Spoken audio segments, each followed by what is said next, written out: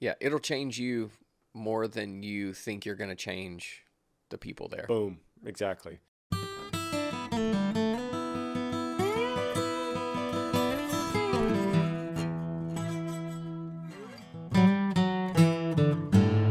What's up, everybody? Welcome back to the podcast, episode 207. Got my boy Bernie with me today. Hey, can I just say I love the new vibe of the podcast, new setup. You like it?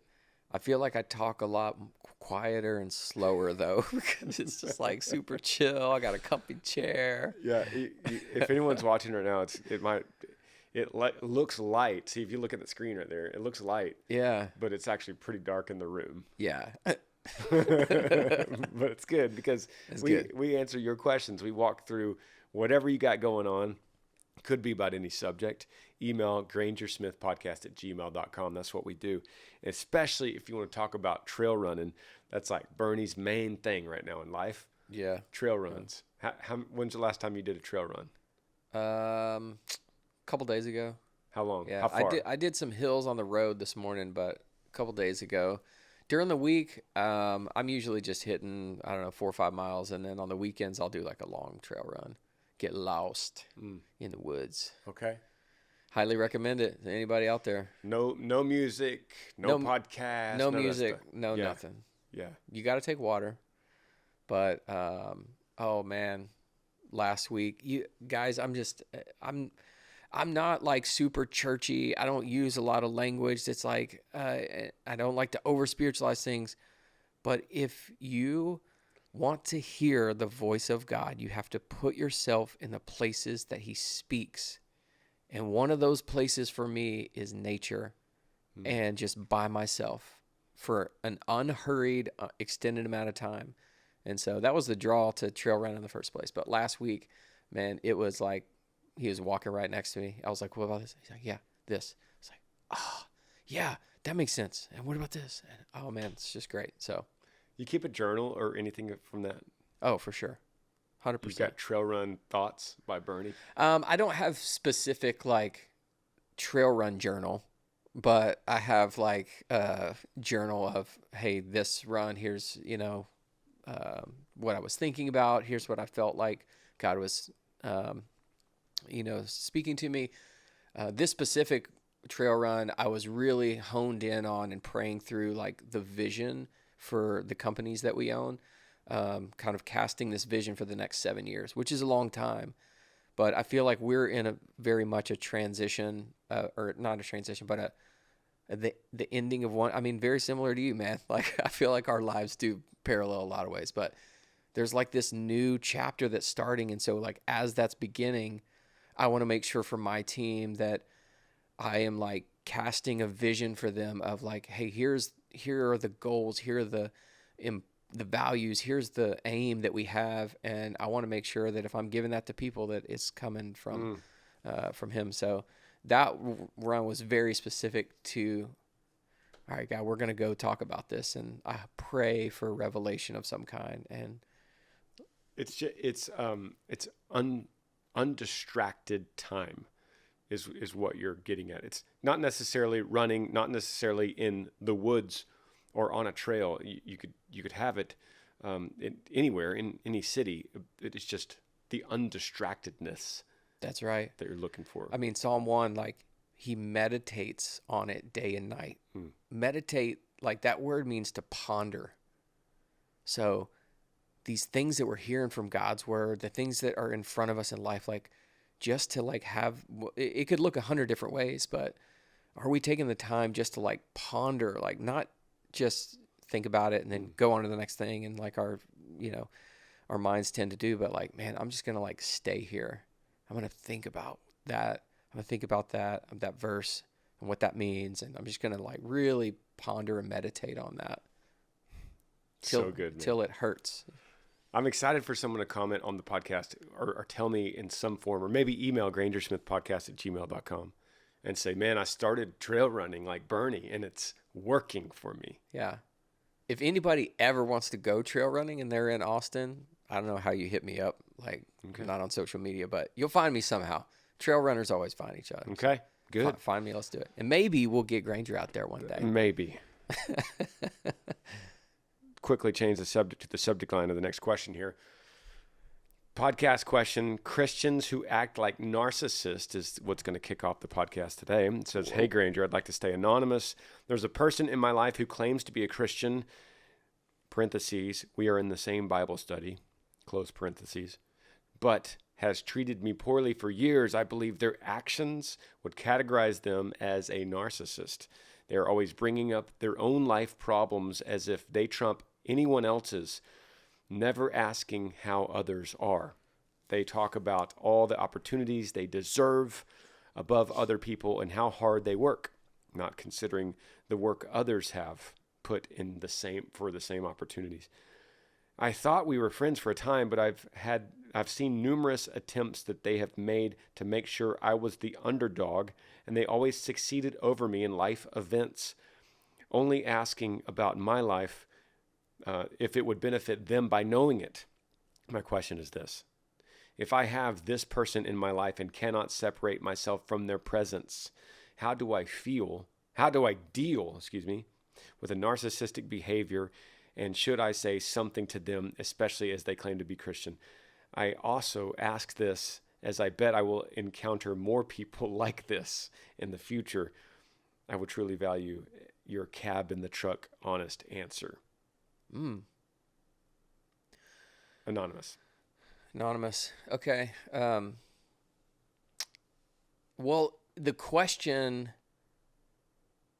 changes my answer because it was leading somewhere, but then they said, Okay. I cannot remove myself from their presence. Okay. So my question to Anonymous would be like, well, why not? But let's just say for some reason their kids go to school together, they're going to see them all the time, they're, whatever. I think that they could still like have boundaries. It sounds like there's just boundaries. I don't know if they're in community close enough to where it's like, we need to keep each other accountable and, talk through. There's not that kind of relationship, it doesn't seem. Yeah. Yeah, Right? that's what it sounds like. Seems more like this is Christian or not. There needs to be boundaries put in place. The only thing we really have here to go by is that they're in the same Bible study. Oh, okay. Sometimes in today's world, that doesn't even mean the same church. Sometimes that just means there's a community Bible study and I see them. That used to always mean we're in church together. Right. But that doesn't necessarily mean that. Let's walk through it. And Anonymous, thank you for trusting Burns and I for looking at something that's obviously a big deal. And these things could really weigh us down because they just multiply in our minds by ourselves and really require some trail running sometimes. Yeah. Like, hey, maybe we should start with that as part of this answer to Anonymous is, if you were with us and we're in the cab of the truck talking, we would say, what are you doing to escape the distractions of the world, and how much time are you spending in the quote unquote wilderness where you could actually meditate on things from above? We could start with maybe that'd be a question. Mm-hmm. And then secondly, before we do anything else, I also want to address the issue that when you become a Christian, that doesn't make you all of a sudden unqualified for any kind of narcissism or hypocrisy or sin, or it doesn't make you just free of all those things, because we're still on this earth. So sometimes I like to think about it in terms of when I meet a Christian, and I know they're a Christian for whatever reason, whatever conversation we've had, or I know that they are, and I think to myself, wow, I wonder what this person was like without Jesus. If you're a better version of your old self now with Jesus, what were you like without? It's so, in this conversation, we're going to talk about having grace for this person, because excuse me, in the gentle way I would say, this email sounds pretty narcissistic in its own right. Because really this whole email is about you and what you want and what you're trying to get out of this person. ironic. They didn't mention, did they mention like their approach or their response to this person at all? Yeah, let me scan this, and let me say, Anonymous, too, that when I say that, this sounds like kind of hypocritical. You sound like a narcissist. I'm saying that in the most loving. My name is Granger, and I feel you. I'm right there with you in the same boat. That's how I mean to say that. Sometimes, like Bernie says, we have to turn the mirror back towards ourselves, and when we do that, sometimes we see forgiveness, sometimes we see grace, sometimes we see narcissism and hypocrisy. Right. Yeah. You know, when we turn the mirror back on ourselves, it's very interesting what we see. And that's why it's important to do it. But let me scan for what she's been treated poorly. Let me just kind of go down the facts here. I've been treated poorly. I believe their actions would make them a narcissist. They're always talking about their life and not mine. Their life is more important. They talk about all the opportunities that they have, not considering my work and my opportunities. I thought they were a friend, but I've tried so many times, and they treat me like an underdog. And that's it. So that's the pattern. So here's the thing, Anonymous, and I'll just be like super vulnerable and honest right now. Like I empathize with this very deeply. So, and I don't know if any of the people involved in this listen to this podcast, but if they do, you all know what happened. Let it all hang out. So, yeah, I know this situation very intimately. I feel like I was in a group that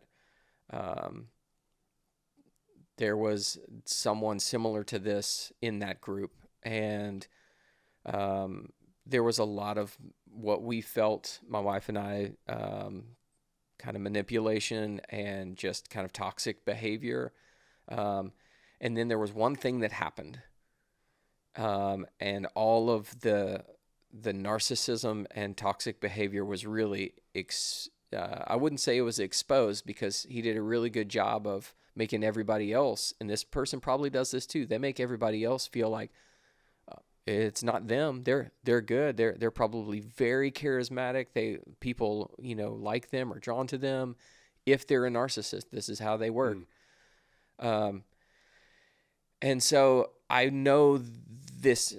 So we're in this like committed, covenant with these people of like pursuing, the Bible and biblical community, healthy community with them. And then there's this riff. There's this person that we felt like came in and changed that.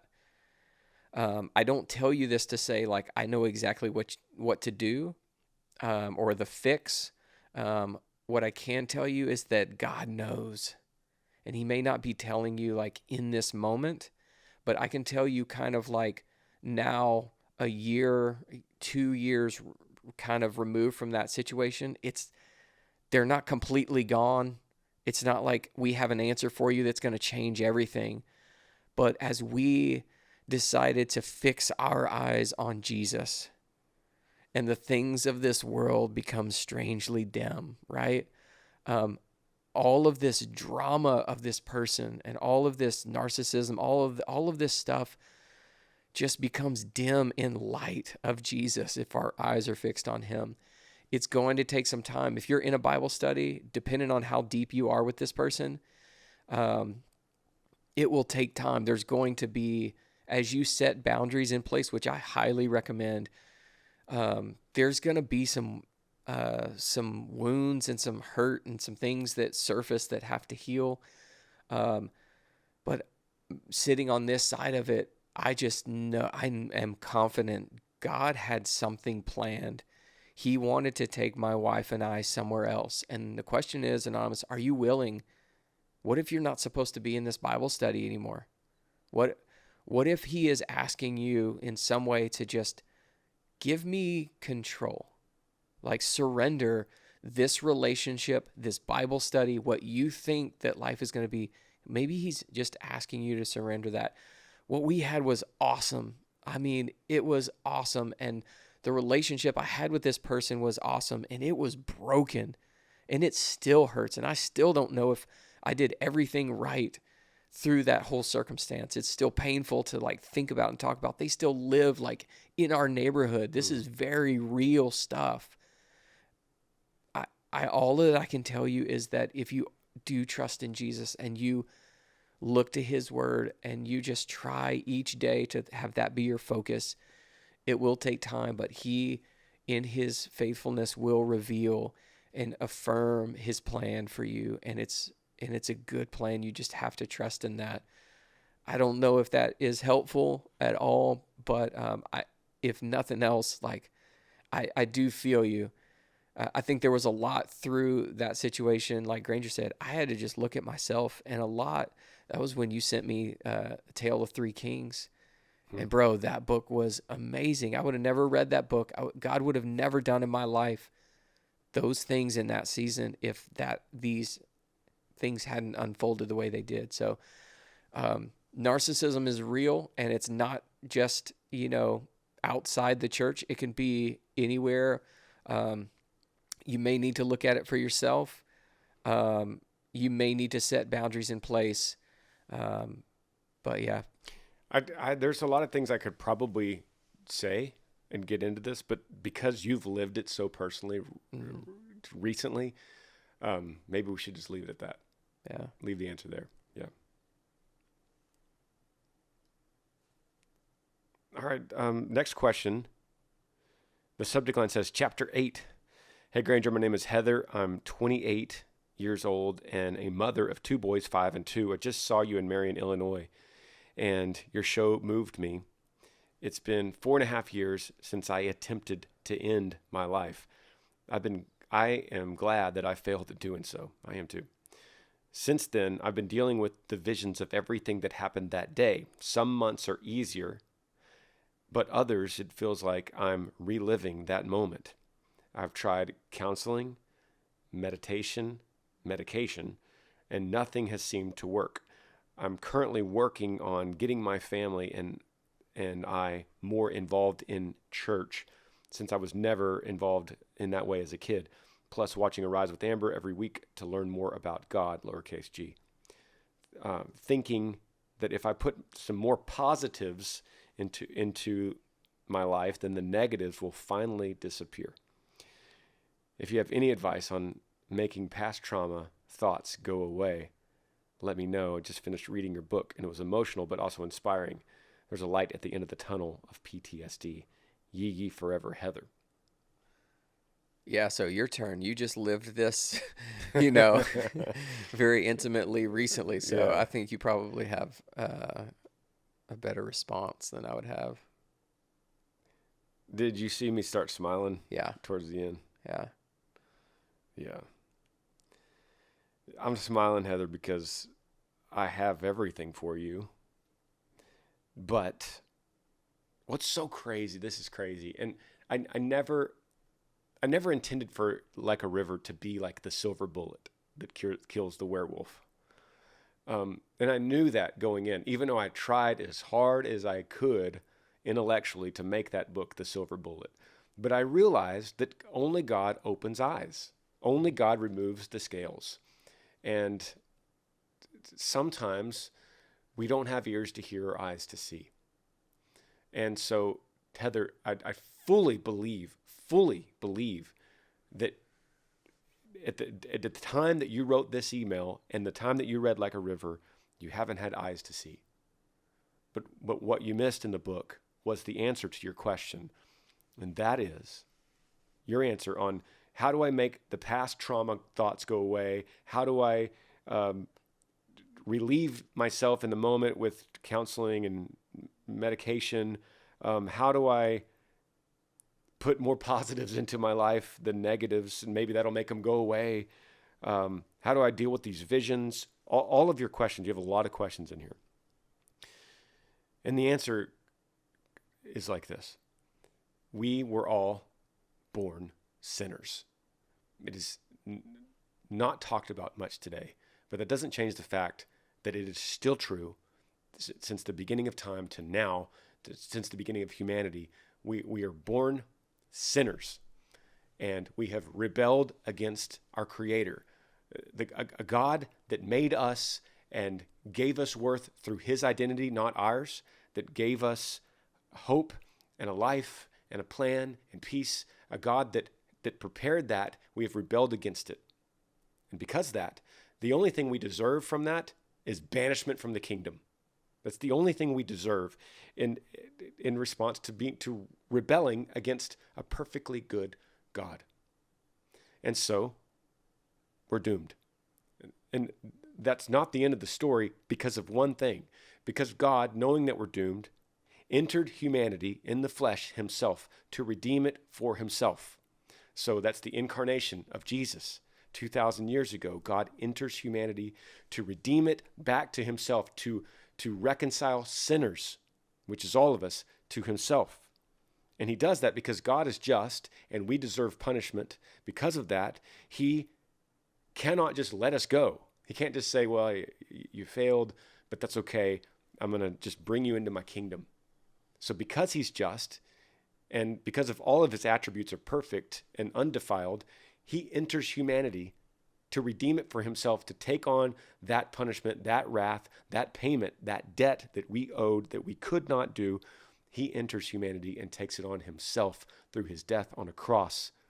He was then resurrected 3 days later and said that anyone who believes in me, who comes after me, who has faith in me, will be forgiven of what?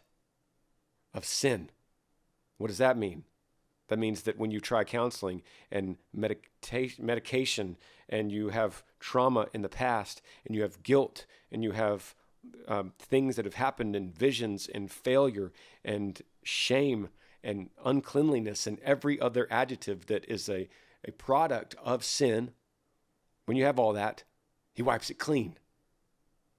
He completely takes it away and says, I got you.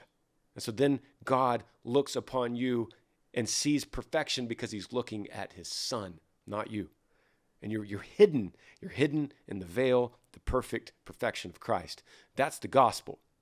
Now there is transforming value to that, to what I just said, that story I just said, which I had in the book, but there is something that happens to remove the scales I talked about at the beginning, to open the eyes, to open the ears. There's something in those words, in that message. And even Paul says in Romans, the gospel is the power of God for salvation. There's something in knowing that knowing you're a sinner, turning away, repenting from your sin and turning to God and believing in the finished work that he has done on the cross. Not for everybody, because not everyone will believe that. If it was for everybody, then there would not be a hell and there would not be a punishment for the rebels. But it's for the people that turn to him and believe in faith. It's funny because the other day I was on a show and the guy says, God is a God of love, unconditional love for all people. No, that is dangerous to say that. Mm-hmm. It's extremely dangerous to say God is an unconditional lover of all people. He's not unconditionally loving of all people. His love involves one major condition, that you trust in his son. You could say John 3:16 this way, God so loved the world that he gave his only son so that whoever believed in him would not perish. But he did not love the world enough for you to reject him. That is a major condition. But once you are in that condition, once you are in faith, once you do believe, then you will never, ever be let out of his hands. He will always be faithful to you in that aspect. All of that, what I just said, fixes your entire email. It fixes all of it. And I could say that because that's what the Bible says, and I could also say because I've lived it, and Bernie has lived it. And I've been released of shame and guilt. And doesn't mean I don't sin. In fact, I do, but I hate it that I do. Mm-hmm. And I want to fix it. And I want to get back, not because I'm earning something with God or trying to earn my way back into being a good person, but because what he has done and redeemed me and saved me from, I don't want to live that way anymore. So it's an overflow of gratitude that I want to kill my sin. And this could be you, Heather, and I pray that it is. And that gospel, I told you, faith comes from hearing, that from hearing it, something changes in you. And you stop trusting in yourself. You stop thinking that you could add more positives into your life, like some mystical way that just overturns the negatives, and they'll finally disappear because they won't. Mm-hmm. Did I miss anything? No, man, that was really good. I think Parker said something. You could probably speak specifically of what he said a few times ago when he was on. It was about like what are we looking at and what are we listening to? So good. So for this person, Heather, what's her name? Yeah. Yeah. I mean, if you don't feel that movement of the Spirit and that your heart genuinely loves God and everything that Granger just said, I would ask yourself, where am I spending my time? Like, what am I watching? What am I listening to? What am I putting in? And then the second question is, if you're still wrestling with this level of questions, then it probably needs to be spending time in His Word and begging. We're talking about an eternal destiny. We're talking about your life and salvation and your joy now in this life and the life to come. Begging, God, please open my eyes. Remove the scales. God, please, if you don't, be honest where you are. God, please let me see. Give me eyes to see.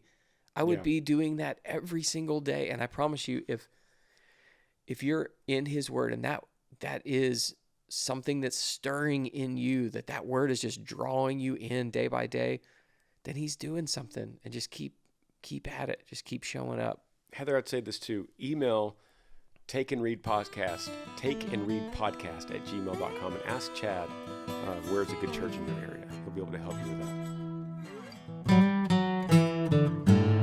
Podcast is brought to you all by BetterHelp.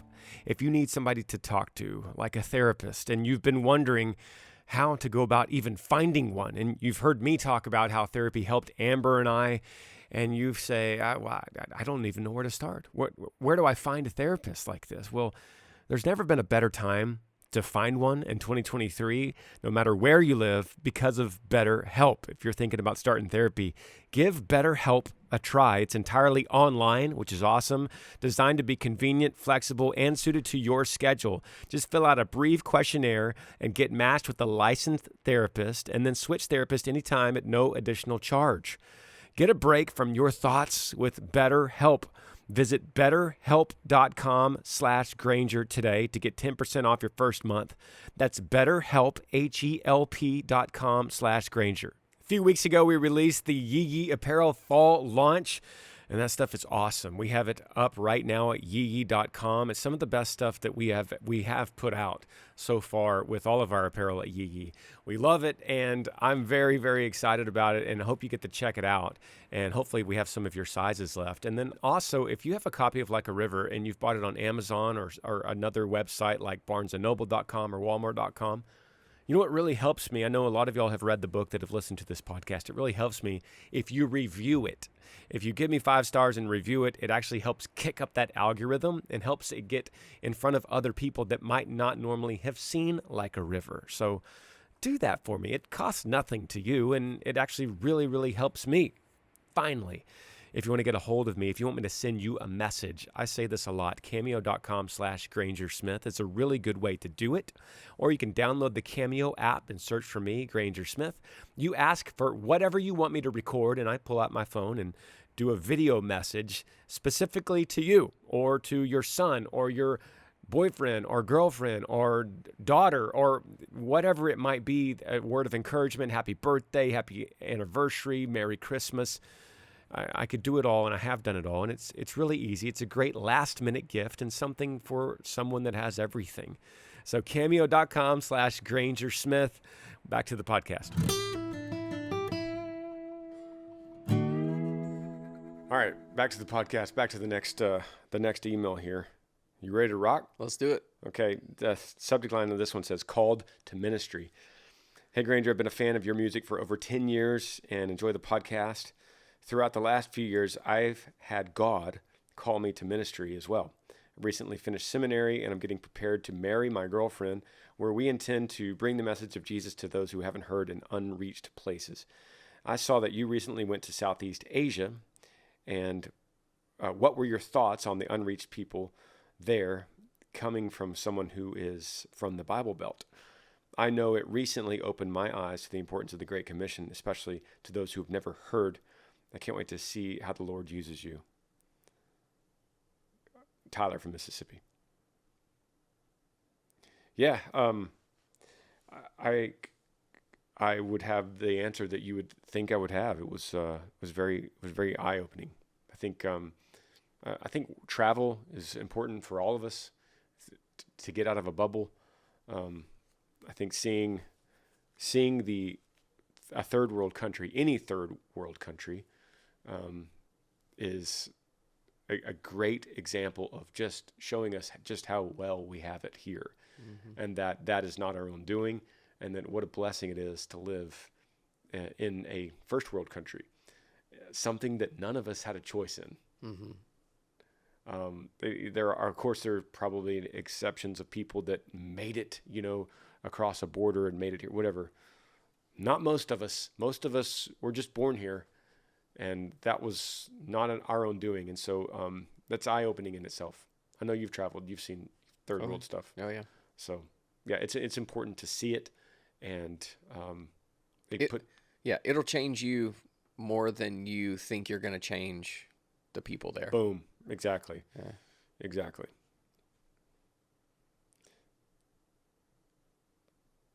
Sometimes I get ones and I think, is this too long? Have you been getting a lot about your book? Which New York bestseller? Is that right? Well, yeah. I'm sitting in a room with like a author, a New York bestseller list author. Congrats, dude. It's awesome. Thanks, man. Yeah, praise God. It takes a long time for me to get news like that. It just kind of trickles down. That just happened. Eventually, Leslie tells me like, "Oh, hey." No, that just happened recently. Okay. Within days. Oh, nice. Yeah. Maybe a week. Less than a week. Yeah. Oh, I heard it on the podcast last week from Amber. Right. There you go. Yeah. So to answer your question, these are random, and like right now I'm looking at a couple from June. Oh, okay. So the book hadn't even been out. What out? Yeah. But this is interesting. I don't know what this is about to say, but we're about to get into it. It says, "What is true?" All caps. What is true worship, and what should we avoid when worshiping God? Hey, Granger, I'd like to remain anonymous. I'll try to keep this as short as I can. I'm 15 years old. I love that. Man, I'll just stop right there. What did he say? I'm 15 years old. That's pretty cool. Yeah. I'm a male living in Houston, Texas. East town. For a while, I've had a strong desire to play an instrument and possibly be part of a worship team at my church, since I love singing and just praising God. I feel like being on a worship team is something that I'd love to be a part of, and I would greatly enjoy. I want to play an electric guitar possibly, but one thing that comes to my mind is, how can I have the right motives? Also, how can I be part of a worship team but not steal his, quote, show, but instead just use what I am to praise God? So I guess what I'm trying to say is, how should I go about this in the right way and not make it about me? How do you know that this is something that I should actually get into? And what are some things that we need to avoid when worshiping in general? Any advice for getting into musical instruments? Love you, brother, and thank you for what you do. God bless. Man, that's cool. That's a cool email. Did he leave his name? It's anonymous. Anonymous. Yeah. Yeah, the fact that he's asking those kind of questions at 15. Yeah, that's step pretty one. Cool. That's step one, bro. Your heart's in the right place, and I know you're not going to have a problem with this because you're asking the right questions. It's the people that don't even think about a question like that could possibly get into trouble. And so, what Bernie and I would encourage you to do is don't drift from this. This is a great place, and sometimes let me give you a warning. Actually, let me give you a really strong warning. I was once 15 and really into this kind of stuff, really into God, doing a lot of like church camps type stuff. and I drifted. So it's definitely possible. Right now, I'm assuming you're living at home and your life is pretty focused. And as the distractions that come and life expands and your world gets bigger and bigger and bigger and your responsibilities get greater, we have a tendency to drift away from that. So remember this, and remember these questions that you're asking at 15 and just how special it is. Were you like that? Did you drift? Oh, for sure. Yeah. Yeah. It's pretty common that you would. Yeah. Maybe you can speak a little bit to, because obviously you have a platform that a lot of people kind of look to you, your musical talent. I mean, you've done everything, right? Writer, actor, singer, songwriter. If you moving forward are trying to, and this guy's doing the same thing, man, I want to glorify God with the gifts he's given and his name be praised, not mine. Mm-hmm. How would you give this guy advice on, because those things are going to come. Like the enemy is going to try to say, hey, you could use this talent this way and you'd make more money and people would like you and you could, how would you, kind of help him kind of stay true to what he feels like this is what I want to do? Yeah, this is all going to end up in the same place, but there's a lot of ways to approach it. And one thing I'm seeing here is he says, for a while, I've had a strong desire to play an instrument and possibly be part of a worship team. That means he doesn't play anything right now. Yeah. So the answer, my answer is going to be a little bit different than if you were like, man, I'm a phenomenal guitar player. I've been playing for 7 years and everyone thinks I'm the best guitar player in the school. How do I use this to glorify God? That's a different question than, hey, I just have a desire to just help out with worship. Mm-hmm. That's kind of what you're saying. So yeah, sure. Learn guitar, learn piano. 2023 is a fantastic time to learn an instrument because of so many resources on YouTube. But where you want to end up is what is true worship? That's what you're asking. And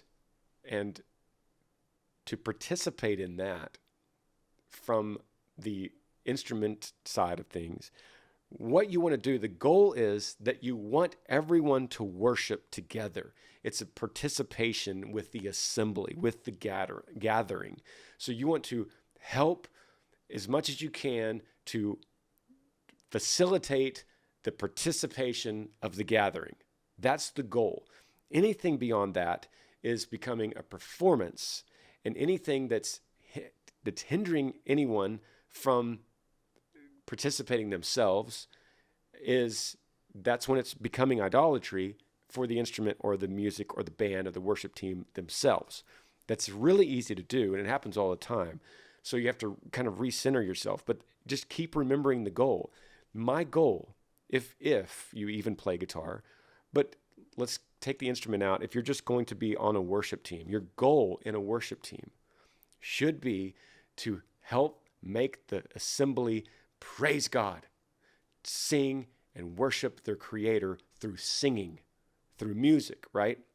And so you want to look at the room and you want this guy over here in the wheelchair and this elderly woman and these teenagers in the back and this young couple with the baby. You want everyone to be able to equally participate and sing, giving thanks to their God.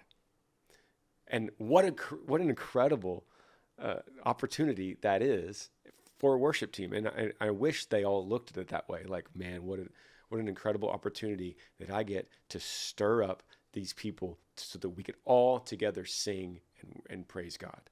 It is not, worship is, you're the one performing to God. You're not absorbing it from the stage. So worship should never be, I'm sitting in a chair, my arms are crossed, and I'm taking in the band and hearing what they have to say about our God. Instead, you are performing to God your thanks. So remember, that's a complicated way to say it, but remember, that's the end goal. However you get to that end goal, there's a million ways. Guitar. You're the guy that puts the batteries in the microphones. there's a lot of ways to do it, but just don't forget the end goal. Yeah. If you go this path and you step on a stage, you do need to do that cautiously. I think that people will have a gift of singing or playing, and they really think that Sunday mornings is like Christian karaoke. Like, well, this is my chance to just sing and use my gifts. But really what you're doing is you're pastoring people. And what Granger just said, when you've been in a service where there is a worship pastor, you feel that is what they're doing. They're explicit. The language that they use is very much, hey, it is not here. It's not me. We are here to glorify God together. They are leading you in that, and they want you to follow in that. But you'll just, as you grow up, you'll probably sit in a lot of different worship services, and I think that you'll kind of like sense, man, this worship pastor really is drawing me in to want to praise Jesus. This one, he's really just, kind of singing all these crazy runs and in the vocal and looking at the lights, and it just, you feel more drawn to just watch than participate. So true. So I'm looking at some notes that I have about this very question. And I know we always say this podcast, we don't even have notes, but here's actually some notes, because I have a lot of stuff that I have stored up on my phone about worship itself. But I have a question here. It says, what is worship? Worship is truth-based, spiritual, focused on God's greatness. And I have some scripture here to back it up. And this includes active reverence and words of reverence. And it's a posture that you have, which is so many times that it's a posture of submission, or a posture of raised hands. There's different postures that go along with this. Why does God want us to sing? There's a lot of biblical references to that. In fact, God himself sings. There's references to that. Having words of scriptural truth, that's a big deal. Why is it important to have congregational singing? Well, Jesus sang in groups, and there's lots of biblical references to this. I'm like working fast through all these notes, but generally, here's good. This is good for you. Generally, there were groups of skilled singers and musicians leading others in singing about God's greatness. 2 Chronicles 29:27-28 says, when the burnt offering began, the song of the Lord also began with the trumpets and the instruments of David, king of Israel. So all the assembly worshiped. The singers sang and the trumpets sounded. All this continued until the burnt offering was finished. So we have the instruments and the people and the singers then stirring up all of the assembly to worship. So 2 Chronicles 34:12 says, all of whom were skillful with instruments of music. So everything you're saying is right and biblical. You just got to remember what the goal is. And we are servants. We're worshiping God. And the focus is reverence, and it's about God's greatness. And it's avoiding drawing attention to yourself. So everything that you're saying is right. Don't drift from that. Remember the end goal, and worship away. Next slide. Sorry. I flipped the email, and the next one up says God and death metal. That's the subject line. Hey, Granger, I've been listening to your podcast about 2 months now, and your words have been really eye-opening. Though I actually found out about you through Kentucky Ballistics. Some background here. My name's Liam. I'm 26. I live in Utah. I was raised in a very Christian household, going to church since the age of 2, and have found a great church since moving here. My taste in music has gotten heavier and heavier to the point where I'm listening to mostly death metal, and I'm thinking about becoming a vocalist for a death metal band. So my question is this: is it possible to enjoy and create something as harsh as death metal while still serving God? And if not, do you have any advice? Thanks, Liam. What a crazy email to come randomly right after that. What do you think, Burns? What you got? Liam, I think that hey, redeem it, man. I don't want to be as close-minded to say that, God only wants this form and this worship to look like this. What I was going to tell the last dude that's 15, piggybacking on the email before that, was travel around the world if you possibly can and see how other cultures worship God, That's cool. what their worship service is like, because it changes, That's cool. somewhat dramatically and depending on where you go. But I don't know. I don't want to say that death metal can't be redeemed, or maybe there's people out there that are just, it's not really my cup of tea, but Let's start with changing the name. How about that? Yeah, dude. There's a lot of, look at it this way. There's a lot of fans of death metal music that are not going to respond very well to 1990s worship music, like the 1990s pop worship music. So if you want to spread the gospel, then and you have a feeling, a calling, we could use it a calling. You have an aspiration to get into death metal music, and you want to change the name of that, and then I think you could reach a lot of people that are in that community. Absolutely. Yeah, it's definitely a dark place. If you listen to it, just the chord structures, the tones that they use in that style of music are very dark and heavy. But Liam, if you're feeling drawn to that place, maybe it's for a reason, and just take Jesus with you, because it's probably going to be a dark place, and I don't see any reason why God couldn't redeem. Maybe, like I said, maybe there is some death metal artists that are using that particular style to worship him, and we don't even know about it because we're not into it. True. That's right. Liam, it could already be happening. Find those people, connect with them, and y'all do your thing, man. Next question, subject line says marriage. Hey, Granger, my name is Matt. I'm 20 years old from Iowa, and my girlfriend and I have been dating 4.5 years. I want to ask her to marry me, but I don't know if now is the best time. I own my house, and she wants to move in with me when she's done with college, but I want to do the right thing in the eyes of the Lord and get married first. For most of our relationship, we had a normal teenage relationship, doing what teens shouldn't do. We've both been recently starting to get in depth with studying the Bible both together and separate within the last year. Both together. Oh, okay. And separate. Together and separate within the last year. I love her dearly, and I want to spend the rest of my life with her. And I have also have a marriage that honors God. I just don't know what to do. I want to ask her, but I don't know if we're both spiritually ready. I've been praying about it, and I just want to get your 2 cents on it. Thank you. Yeah, we can knock this out in a few minutes. Yeah, what was his name? Matt, 20 years old from Iowa, and been dating this girl 4.5 years. And regardless of the past, Matt, I think it's awesome where you are right now, and that can definitely be something that you focus on. Like, hey, this maybe we've dated too long, or we did this stuff in our dating or whatever. But if this is where you are now, that you're wanting to study the Bible, you're wanting to glorify God with your marriage, that's an awesome place to be. Great, questions to be asking. And you're about to say, just ask her. Yeah, bro, for sure.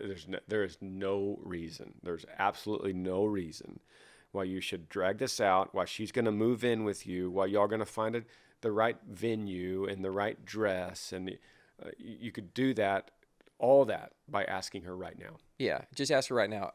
Whenever you said, I just don't know if I should ask her, and then you went into, I own my house, I have it's almost like you're thinking those were the prerequisites in order for me to get married, but it's not. Yeah. It's not. The prerequisite for you to ask her to marry you is being still and asking God, hey, is this the woman? And then walking in that relationship, and you see healthy signs, and then you just know. Does she love the Lord? Do you love the Lord? Does she love the Lord? That's it. That's 2 questions. Does she love the Lord? Do you love the Lord? Are you spiritually ready? What does that even mean? Am I spiritually ready to be married? Probably not. I don't think so. I mean, I don't think you'll never be spiritually ready. You'll never be financially ready. And these same questions are going to come back up when you're looking to have a baby. Yeah. You're gonna come back to this podcast and you go, hey, we've been married 3 years. We don't know if we're ready to have a baby. How do we know if we're ready to have a baby? So then you're going to keep asking those same kind of questions. And so don't over spiritualize it. Does she love the Lord? You love the Lord. You got a house paid for, bro, do it. The thing to not do is either do it or break up with her. Really, those are your two options, because the thing to not do is drag it out. She moves in, just get comfortable, you start getting comfortable in life without that marriage. Then it values the marriage less and less. And so either do it or you don't, but those are your only two options. And your time frame is now. Do it now. Yeah, that's it. That's the end of the podcast. We made it. It's funny. I actually thought the podcast was over before this last break, but then we were very excited to have one more break. Now it's the real deal, though. Yeah. Hey, man, this is a treat for me to sit and talk with you and hear all y'all's questions out there. So thanks for having me back again. Appreciate you, bro. Love all y'all. See you next Monday. Yee. Thanks for joining me on the Granger Smith Podcast. I appreciate all of you guys. You could help me out by rating this podcast on iTunes.